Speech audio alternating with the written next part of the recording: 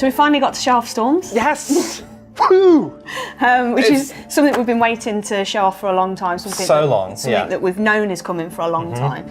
In terms of our aspirations for storms, like we always wanted them to be something that a crew can kind of look at. It's a big physical thing in the world. You can look at it, you can understand where it is, how big it is, you can see it moving, and you can have a look as a crew and you can decide, do we want to go through this or do we want to go around it? So we needed it to feel like really foreboding, to give you that sense of whether you want to go through it or not, but at the same time we wanted it to be exciting and exhilarating. And because the system that we've gone with, like the storm cloud and the whole thing, it's really trying to sell this idea of vulnerability and exposure, and that kind of goes beyond just sort of the visual of it's dark and there's big waves, but it's also all this kind of spray flying at you, flying off the waves, this wind which is constantly blowing at you, and you can actually see the wind affecting the direction of the rain. The sea's raging and they need to kind of battle to get through it. So we made the waves a lot bigger, didn't we, in the storm, so you get that real sense of kind of like riding up the waves and crashing down the waves. But we also wanted to make the way that the ship handled different inside the storm. So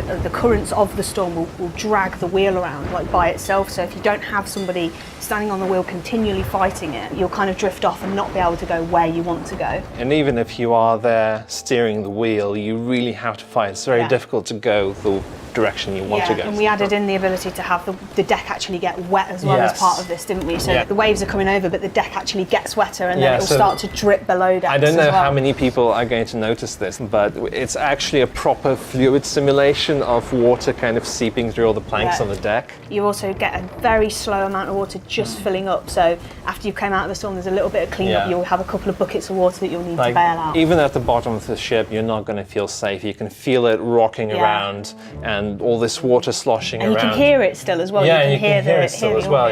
You have all the wind and the rain. It's really kind of oppressive atmosphere. From the tech art side, we've always known that was like a major milestone we were going to hit. So we've had a lot of the supporting features slowly added in over the course of development. Like the rain system was one of the very, very first things that we had the rendering team add to the Unreal Engine. And we've obviously had the whole cloud system with the clouds moving around the world, and there were things we'd added to that. Like, we built that in a way of knowing, didn't we, that we were going to want storms at some point in the future. Like we had the idea of pressure zones, which would allow you to congregate clouds in a specific area, but also to push them out and create openings within the cloud cover. So it really looks churning and angry and just tumultuous. It really looks so different from when you're just out in the water. It does, you can tell straight away, can't you, that you're in a storm, there's no doubt about it. I'm screwed. Yeah.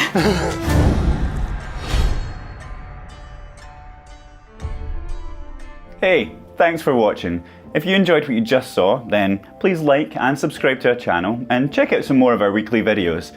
And if you're interested in the game's development, then click the link down here and join our Insider program for a chance to play the game early. Don't worry, I'll just wait here.